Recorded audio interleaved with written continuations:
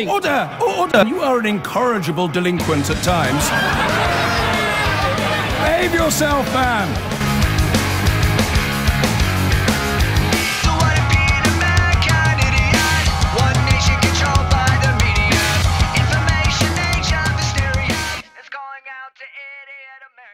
Donald Trump has hit out again over allegations of links between his top campaign team and Russia, describing it as a total scam.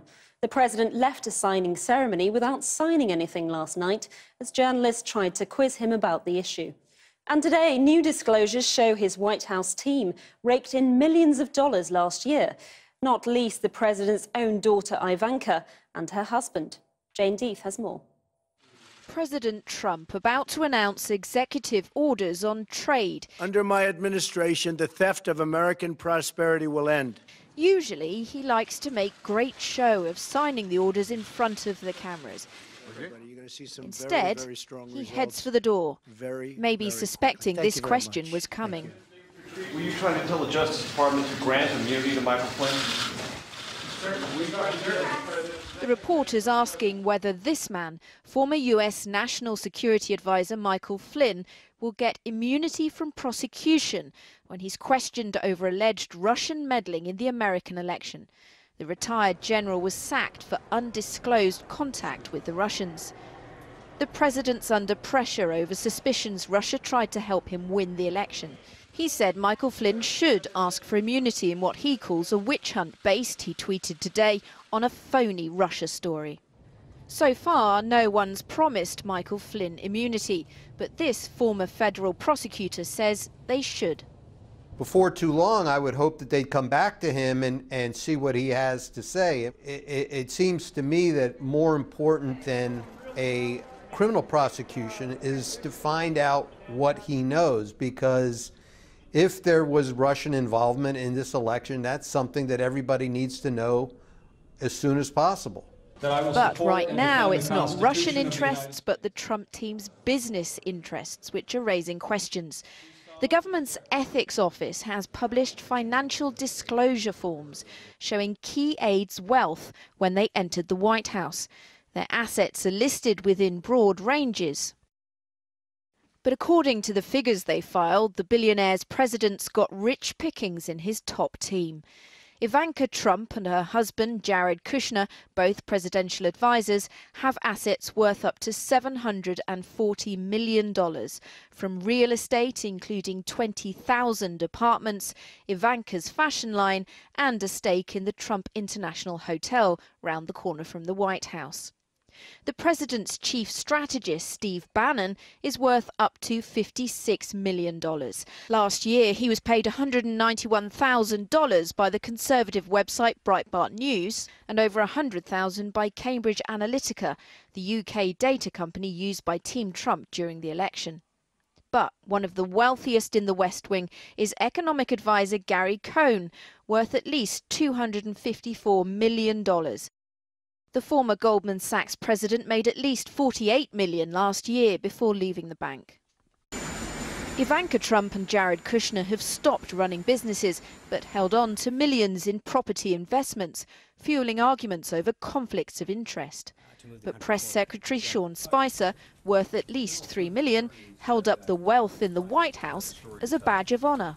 I think it's something that should be celebrated, is that the president has brought a lot of people into this administration, into this White House in particular, who have been very blessed and very successful by this country, and have given up a lot to come into government. You're not going to believe this. All right, who just wrote a comment? Let's hear it. Donald Trump. Last night, some of the entertainment elite performed in a fundraiser for the fight against President Trump. Obama wiretapped my home. Sad. He has his own ride there, Pirates of the Constitution. They were raising money for the American Civil Liberties Union. It filed the lawsuit which stopped the first travel ban. Nothing they can say will bother President Trump. What his former security advisor says about Russia will. Jane Deeth reporting. Hello and welcome to Trumpcast. I'm Virginia Heffernan. Trumpcast is the story about the father of the wife of the man whose father blackmailed his uncle by hiring him a prostitute and taking pictures for blackmail because that uncle was going to testify against that man, his own brother, on 17 counts of tax evasion and illegal political donations, of which he was found guilty by a one-time ally of the original man, that's Chris Christie, and sentenced to 2 years in a prison camp in Alabama. Did you catch all that? And others have been reporting for days now. Sources say that much of the transition turmoil that Jim Acosta says may be lifting flows from Trump's son-in-law, Jared Kushner. Now, he reportedly has overseen Chris Christie's ouster as transition chief, along with the string Christie hires, as Jim mentioned, though the Trump campaign is now pushing back on that, including acknowledged experts in their field, including former House Intelligence Committee Chairman Mike Rogers. There have been a variety of policy reasons floated for all of this. At the same time, there's another motivation, and it might be downright Shakespearean. As our Randy Kay reports, Chris Christie once sent Jared Kushner's father to prison. Charles Kushner built a billion-dollar real estate empire, New Jersey-based Kushner Companies. But in 2004, he became the focus of a federal investigation, charged in a bizarre attempt to silence a federal witness. It all stemmed from an accusation that Kushner had been making campaign contributions using names of his employees so he could skirt the federal contribution limits. What makes this so interesting is that the man prosecuting Kushner was then U.S. Attorney for New Jersey, Chris Christie. That investigation has surrounded potential charges of federal criminal tax violations and violations of the federal campaign contribution laws. But there is, of course, a different and almost Shakespearean dynamic with Chris Christie and the Kushner family now. Charles Kushner's son is Jared, married to Ivanka Trump and now one of the president-elect's closest advisors. Charles Kushner, a Democrat, often donated to Democratic candidates. And in 2002, his brother and his accountant filed lawsuits against Kushner, alleging financial irregularities, accusing Kushner of evading federal limits on campaign contributions.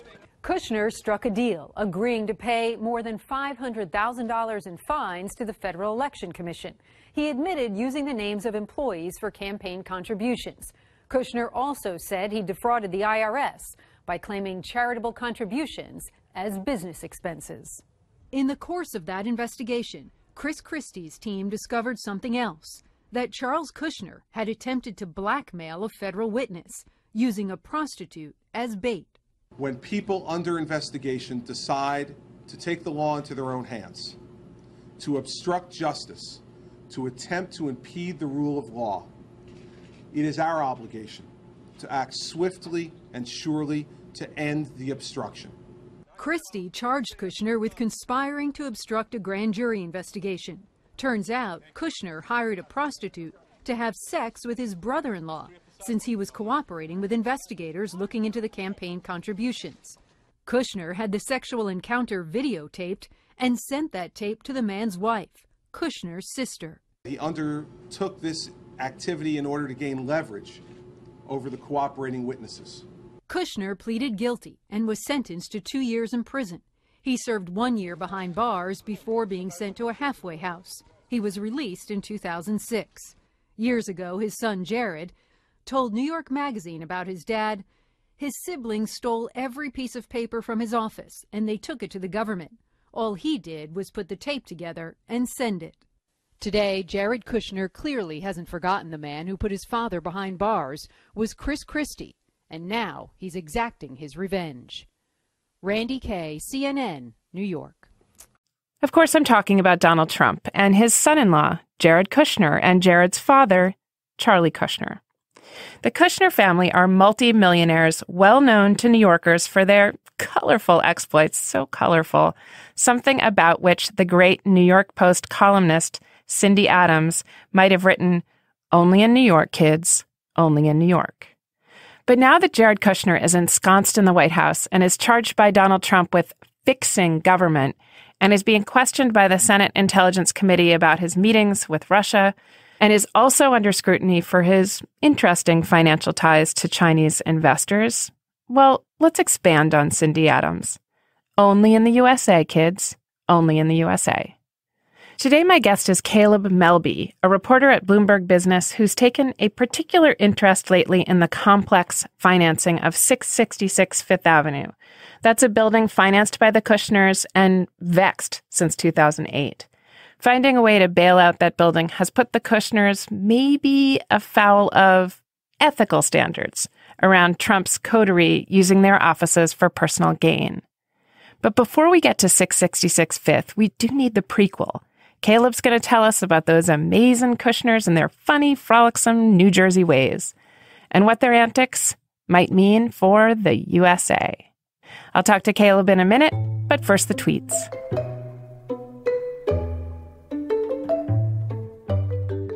What about all of the contact with the Clinton campaign and the Russians? Also, is it true that the DNC would not let the FBI in to look?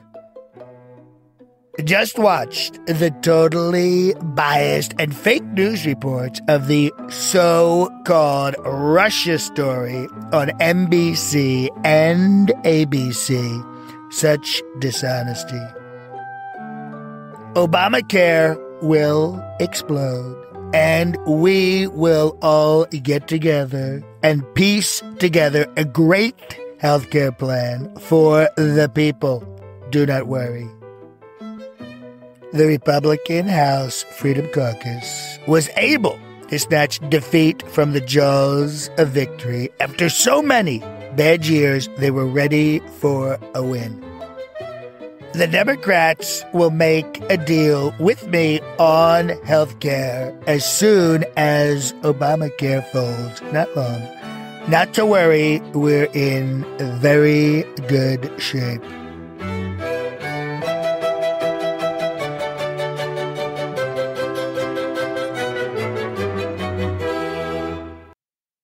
My guest is Caleb Melby. He's a reporter for Bloomberg Business, and he has a recent article called Inside the Troubled Kushner Tower, Empty Offices, and Mounting Debt.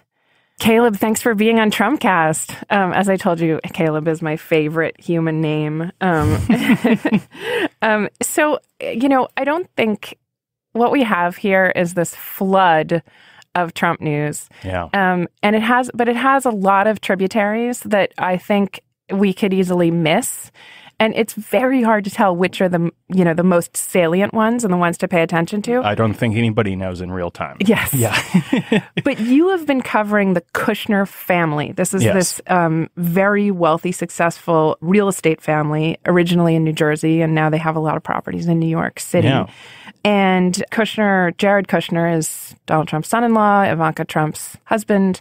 He has recently been charged with fixing the government. Mm-hmm. And because I'm in New York and you are, we know a bit of his history, but I'm not sure everyone does. Yeah. And I think it's worth going over the Kushners' colorful, what's the word for it? Checkered past.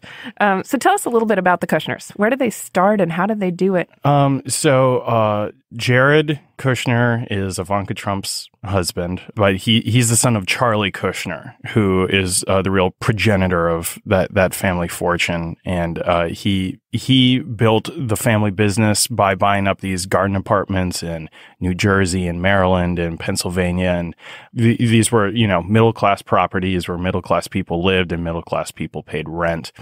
Jared, there's a nice parallel to Donald Trump, whose father, Fred Trump, also did basically that same thing, but in Queens and Brooklyn. Jared had more aspirational goals for the family business. And when his father went to prison for 2 years... I don't want to elide that story there. Tell us how he got there. What they actually nabbed him for was for counting political contributions as a business expense, which is not something you can do.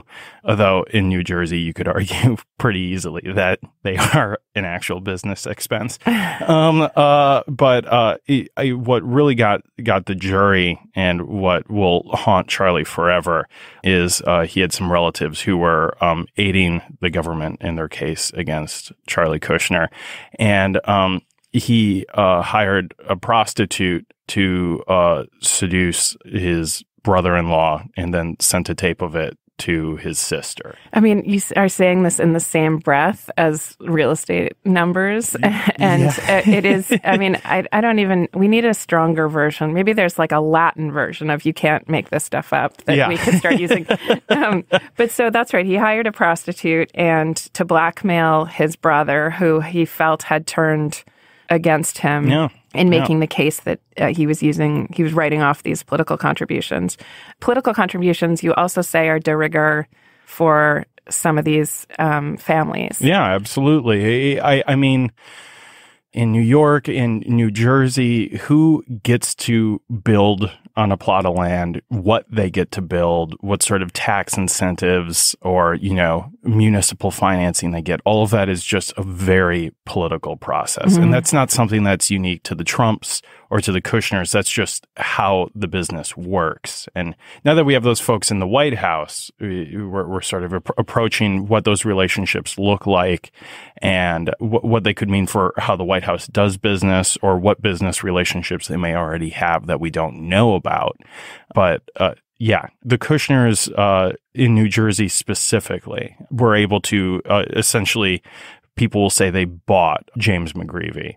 The governor of New Jersey, right? I know this sounds like a lot of preamble before we get to this like more serious question of the conflicts. But I think just to set the stage, Jared Kushner's first foray into business himself was actually a media play, right? He didn't go immediately into the family business. He bought the New York Observer, which for folks in the New York media world, for many of them, it has a very special place in their hearts. Yeah. It had this sort of alt sensibility, this sort of irreverent sensibility. And Jared came along and, he was a young guy and it was a cool newspaper. And I think there was reason to be excited at the time. It's been interesting to watch the Observer over the course of the election. It was one of the few papers that endorsed Donald Trump, which you wouldn't have been able to guess from its history of endorsements, nor just its political sensibility. Yeah. Broadly, you might be able to guess it if you knew who the owner was. So he has this, he buys the Observer. He marries, I think, a little bit later, Ivanka Trump. And then he really does get involved with the real estate business. Yeah. And, you've made the point that politics and real estate go so closely together in New York, in New Jersey. And he seems to have brought that to the White House. Yeah. So, I mean, when Charlie Kushner was in prison from about 2005 to 2007, that's when Jared really came into his own running that family business. I mean, he stayed in close contact with his father. He'd go down to visit him in the prison camp he was in Alabama, I think pretty much weekly. But that's when he started planning for a big move into Manhattan, and he had his eyes on one property in particular. People laugh at the name now, but it's 666 Fifth Avenue. Right. Just a normal number. No implications for that. Take of that what you will. 41-story office tower. Actually, I think it's only about 5 blocks south from Trump Tower on Fifth Avenue.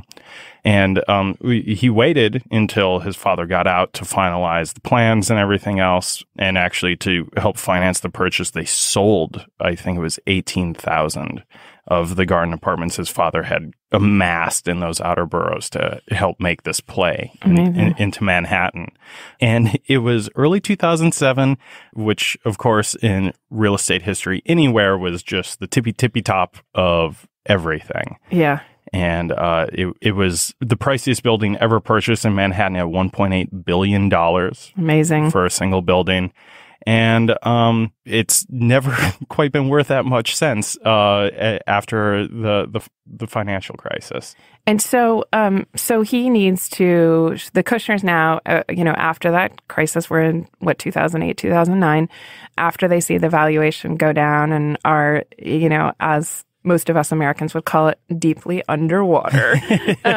They need to shore up the value of that building, and that becomes imperative, right? That they So how do you do that? I mean, I'm refinancing right now. What does that refi look like? So the building is hemorrhaging money. And it's looking like it was just a terrible play. They're just swarmed with debt. They have more than $1.2 billion in debt on the thing.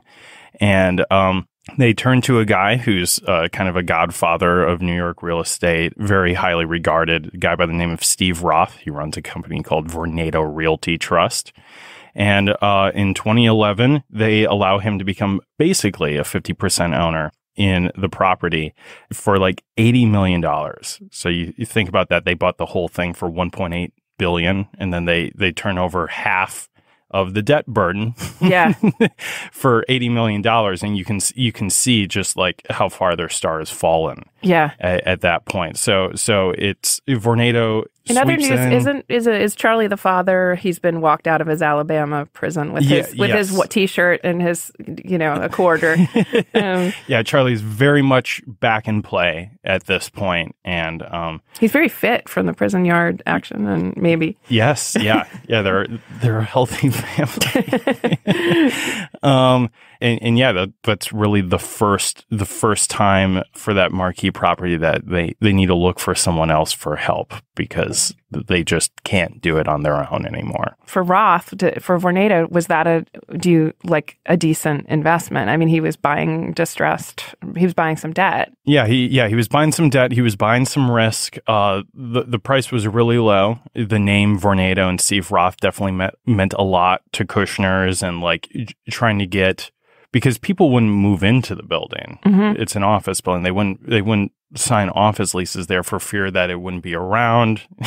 In a while, there'd be new management. They'd have to renegotiate again. So having Vornado move in really helped assure people that this was an entity in its current form that was going to be around for a long time. But that's not the end of the refi. No, it's not. No. So that worked for a while, and a few things happened then. The refinance allowed the Kushners to have basically the interest rate they were paying on this $1.2 billion of debt, and that worked for a while. Between that and the new reassurance of a new partner, they were able to fill up some offices. But the number 666 currently emblazoned the building, but at the time, it was Citibank, Citigroup, occupied like a quarter of the offices, and they decided to leave. For those not familiar with the New York City real estate market, we've had a lot of new office buildings come online here, a place called Hudson Yards on the west side, and of course, the new Trade Center downtown. And these sort of older, stodgier office buildings are, I mean, here we are in the Panoply office building, right? It's very hip. It's in Brooklyn. 666 Fifth Avenue is not where people are looking to move or go to work every day. I mean, this is another subplot that also influences the Trumps, which is that the idea of moving in from the outer boroughs to Manhattan, buying a property like 666 Fifth Avenue, which just would have been the gold standard, in the say 1980s, in the 1990s, and then seeing Citibank say flee. And then, of course, seeing the rise of properties and neighborhoods like the one we're in, which is literally called Metrotech, just didn't exist a very short time ago. Is psychologically sort of disturbing. I mean, you can see Trump being like, but I landed in Manhattan, and then, and also to see 666 lose so much value is also interesting, because I mean, this was like parking your money in the best investment. It seemed absolutely, yeah. So tell me more about how the financing proceeded. Yeah, so I mean, they weren't able to fill up the office buildings. I don't think during the last 3 or 4 years it's ever topped 80% occupied, which is low in New York. Currently, buildings are 90% plus occupied for the most part, and they had to make a lot of concessions to get the tenants that they did. And they still weren't making the amount of money they needed to cover that debt. So during these last 3 years, finances we've seen show it's lost money again. It's been losing money again, even though, of course, we are in a total boom property market here in New York. And so it's 6 years since that refinancing, 10 years since he bought the property originally. And they're in roughly the same place they were in before. It's not making money in its current form, and they need to do something different with it if they want to leave without a major loss on the property. So they're looking around for underleveraged assets, and one of them is Jared Kushner's marriage. Tell me how things proceeded once Donald Trump announced for his bid for the presidency. Is that? Well, yeah. So something you have to keep in mind is that when Charlie went to prison and he was convicted, Jared took that, by all accounts, really hard. And why? I mean, was he a snowflake? I mean, your dad's going to prison in Alabama. Just get over it, Jared. He took it hard. He took it hard, and I mean, he's had this desire to kind of restore the family name and restore some of that lost prestige, and that whole boondoggle kind of wrought on the Kushner family name. And he saw in Trump's campaign an opportunity to kind of diversify what it meant to be a Kushner in roughly the same way Trump did, right? Trump, the president, Kushner, the brilliant strategist, as some profiles have made him out to be since the election. And so that was a chance, to kind of elevate the profile of the Kushner family. He's now going to be in charge, of course, of brokering a peace between Israel and Palestine in the Middle East. And that's the big bet that we know he saw in a Trump presidency. And so when does Jared Kushner start turning to foreign banks? Yeah, well, that's the interesting thing is, unlike his father-in-law, who went through many bankruptcies, Kushner Companies has never really been, except for this one asset, considered like a bad credit risk, right? They have these kind of unsexy properties everywhere that make regular cash flow, and banks love to lend against something like that. So unlike Donald Trump, who basically has two lenders, he has Deutsche Bank and a commercial real estate lender called Ladder Capital now, and that's about all he has. People up through this election were lining up to refinance most of these Kushner property debts, bankroll these new Kushner purchases. Good to know. Except this one, which was so big, and the finances were just not working, that they really need a total slam dunk of a deal to make it happen. So we don't quite know when discussions with Anbang Insurance Group started, and that's a huge Chinese insurer. Their ownership structure is opaque. We're not quite sure how closely tied to China's government the business is. But we do know now that there are plans on the table, not yet signed, between Kushner and Anbang that would make them partners in the building, refinance the debt again, give the Kushners a healthy cash payment out, and convert it into this huge gleaming condominium building. And just residential. Well, the hope would be to expand the retail portion at the base and create like this mall basically in the middle of Manhattan for the first few floors, and then many condominiums, residential, many of which under the plan would be sold actually to wealthy Chinese individuals through the EB-5 program, and that's a program where you can get in the front of the line for green cards if you invest in a project that creates jobs in the U.S., basically. There's actually a swirl of political problems around this right now. One is that the government of China has caught on to this. They're worried about currency devaluation and capital flight, people pulling too much money out of China. So they've kind of clamped down on insurers like Anbang in making these deals, and they're also considering clamping down on the small investors who may become partners in that to get that advanced green card status. And then here in the U.S., Anbang has been suspect by the U.S. government. They bought the Waldorf Astoria Hotel also for a record-setting price. Barack Obama didn't stay there when he came to visit New York, as most presidents do, for fear of espionage. And you mean like bugs in his room? Exactly. Right. Exactly. And then they also tried to buy this beautiful hotel down in San Diego called the Hotel del Coronado, which is right next to a very important U.S. naval base. And they weren't able to do that after review by the U.S. government because ostensibly they didn't want the Chinese owning a hotel that a bunch of naval officers and things would be staying in when they were visiting the base. Do you think that's paranoid? I mean, or do you think this is like maybe a quote hostile foreign power trying to buy up real estate and I mean get like work a Normandy invasion via real estate financing? Well, that's been one of the fascinating things about covering this potential deal is Anbang. There's maybe 4 people in that company who know what's going on with it at any given point in time. And to try to divine what their goals are is rather difficult. Yeah. But if they're anything like other folks with money in China,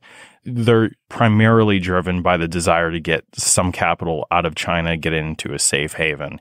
And the thing about Anbang, and that's the case with the Kushner deal as well, is to do that, they're willing to pay premium prices, top dollar, which in this case is exactly what Kushner needs to get out of this kind of boondoggle of a financing deal at this property. So how much would the deal with Anbang be worth? So this deal would value 666 Fifth Avenue, which again, Jared bought for $1.8 billion, which was already a record in 2007. It would value that building at $2.85 billion, so almost $1 billion more a decade later. And that doesn't include the loan refinancing. So all told, it'd be a $4 billion transaction. In your professional opinion, is that a good deal? It would be a great deal for Jared Kushner. So while an administration like Obama's has tried to distance itself from other people's acceptance of investments, so the Waldorf Astoria's transfer to the Chinese, this is a very close conciliary, a very close member of Trump's team, being an active participant and partner with the Chinese, potentially. Yeah, it would be a total reversal. One from where you're trying to keep your distance and evaluating whether these deals should be happening at all versus the first family actually becoming business partners with this firm. Yeah. So, I mean, just, I guess to play devil's advocate, maybe, Trump sometimes says, what's the problem with forging an alliance with Russia? I mean, is there a possibility that the fear that the Waldorf Astoria was going to be bugged is excessive? That, this is a way of, this is kind of glass-nosed, Sure. Can you make that case? I mean, any of those cases could be made. This deal and any other number of future deals that happen could be totally benign. And that's certainly possible. And the reason why you have reporters watching these deals so closely, however, is because this is a totally new phenomenon for the U.S. and for the modern presidency during the last 4 decades to have so many financial ties in so many places. And that's what makes news, right? Is something that we're not used to, something that's kind of foreign and hard to understand and hard to glean what we should take away from it. Yeah. And so when you're looking at a deal like this, the deal could totally be above board, actually, except for the fact that we're not quite sure what Anbang's goal is. There's no reason for us to think it's not. But at the same time, it's totally new, and it gets so close to the heart of the Trump administration that you do kind of need to watch these things closely. So some ethicists have scrutinized this deal, professional ethicists. Yeah. Tell us what verdict they rendered. Well, the ethicists on this one, on Kushner generally, are a really funny group. When he first announced he would be joining the administration in January, he had already hired Jamie Gorelick. She had previously been Deputy AG, right? Deputy AG under Clinton. And they immediately came out with this conflict of interest plan. And it kind of wowed this group of people who had been waiting for months for Trump to announce something similar. And I think the combination of that and this idea that Kushner, for a certain sort of political person, they hoped he was going to be like an adult in the room. Very early on, he got a free pass, even though his conflicts plan really was only to give ownership back to his family and some assets he deemed conflicts, including 666 Fifth Avenue, while still keeping most of them and just giving up his titles at them. But now, as we've had more time and the Kushner companies has been actively involved in deal making, the ethicists are starting to take a second look. And you don't have to look too hard at a deal like this to say, well, it doesn't really matter that he's divested himself of interest in this building if the owners are his family, which again he's incredibly close to, an incredibly close-knit family. And they'll tell you that the primary way to influence anyone is to financially benefit their family. New questions today over a potential conflict of interest with President Trump's most intimate advisors, his daughter Ivanka and her husband Jared Kushner. Richard Painter served as former chief White House ethics lawyer under George W. Bush, and he is here with us now. Richard, so in these disclosures that we got Friday night and over the weekend, it showed that both Ivanka and Jared do hold about $700 million in assets. Both of them have said that they've distanced themselves from their companies. Jared Kushner resigned from more than 260 entities and sold off 58 businesses or investments. And Ivanka, as I said, resigned from all of her officer positions with her outside companies, including those with the Trump Organization. So what are the red flags here? Well, they did not divest themselves from ownership of these businesses.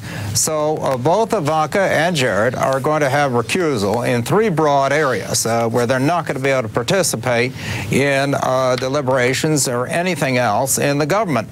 First is the regulation of banks and financial services. The real estate industry is very much dependent on bank financing, and a lot of what goes wrong in the banking industry has to do with what goes wrong in real estate. They're going to have to stay out of Dodd-Frank and banking regulation, deregulation, or whatever that is, both of them. Second is tax reform. The tax code is chock full of goodies for the real estate industry, and there are likely to be more provisions in any tax reform bill that affect the real estate industry. So they're both going to have to stay out of that because of Jared Kushner's ownership of many buildings and continued involvement in the real estate industry. Third is trade. Ivanka imports clothing from overseas, China and other countries, puts her name on it with a big markup. Of course, that's why jobs go overseas, because lots of people do that. We're going to have trade negotiations. She and Jared are going to have to stay out of that because she is retaining ownership interest in companies that are importing clothes. Richard, if they don't stay out of, I'm sorry to interrupt, if they don't stay out of any of those things you just listed, from taxes, trade, from Dodd-Frank, and they don't give up ownership, what happens? Is there anybody there that would force consequences on them? Is this something that would fall to Jason Chaffetz potentially? It's a criminal offense if they participate in a matter that has an effect on their economic position. And that would be referred to the Department of Justice, a public integrity unit. There are a lot of career lawyers over there. This is not something that Attorney General Jeff Sessions or a bunch of political people are going to be able to sweep under the rug. So this is not something that Jeff Sessions would be able to expand on that? Absolutely not. He's not going to be able to, they're going to be career lawyers. They're going to say this is a crime, and they would prosecute anybody in the White House or anywhere else if anybody commits a crime, and that is a crime to participate in a government matter in which you have personally a financial interest. And this is a very broad disqualification for them, particularly with respect to trade, because every time with China there's a dispute that comes up, President Trump is going to start talking about cutting off trade. Richard Painter. And that's a big problem. Richard Painter, former chief White House ethics lawyer under George W. Bush. Appreciate your time, sir. Thank you, Kate. And that's the state of play we're in right now. So what we've talked about, the best case scenario, which is this is benign, and parenthetically, who are these ethicists and what's their training? I mean, but if we're going to play ethicist ourselves here without any training, we have no idea if either one of us has a moral center at all. But you've said that the best case scenario is it's a benign investment and it's, it doesn't represent a serious conflict. Worst case scenario. So the worst case scenario would be that there's an understanding between the Kushners and Anbang that this is its own sort of peace treaty, the own sort of alliance between the Kushners and in turn the Trumps and the Chinese. And again, no indication that any of that is true, but that gets the very essence of what people are concerned about when they talk about conflicts, which is that when you are doing statecraft, when you are doing governing, you are not doing it in the best interest of the American people, but you're doing it with ulterior motives. And that's what these kind of far-flung assets and these deals pose problems for. I mean, this is super fascinating, partly because when you think about Republicans and the concentration on the private sector, you overlook the interdependence of the private sector and public life, which is meant to be service, and that they're imbricated in this way that we can, never get out of, not just New Jersey real estate crossing city councilmen's palms with silver on the way to making, relatively small deals, but all the way up to Anbang potentially, or maybe even probably having serious connections to the Chinese government, just knowing how their corporate, culture is structured. And then Trump and the Kushner family, the actual president of the United States, overseeing and possibly easing the way for another private enterprise. So, I mean, this is of interest, I think, to libertarians and to free marketeers as much as to soft-hearted liberals who, just want to see the rich get in trouble, Right. The response on Capitol Hill to all of this has so far been very partisan. You have Democrats like Elijah Cummings and Elizabeth Warren raising these issues to Treasury or to the White House. And the Republicans who find themselves on the outside from the administration for some things, you think of John McCain or Lindsey Graham in terms of the Russia issue. Nobody's really touched on this conflicts thing yet on the Republican side, and it continues to be a partisan issue. And my guess is that'll continue to be the case unless there's like a known problem that develops from these dealings. Or if they accept the word of the nonpartisan ethicists. Right. And as we know, this administration and the Democratic Party all defer to these neutral bodies. Yes. So this has been really, really interesting. We didn't even get to Jared Kushner fixing the government or himself being under investigation for Russia. But next time. Yes. Okay. Thank you very, very much for being here, Caleb. Thanks for having me. And by the way, did you see me in the tractor trailer in the truck? Pulling that horn, tweeting, saluting, touring, and pulling horns. I can blow a horn like no one else. No one blows a horn like me. Believe me. Believe me.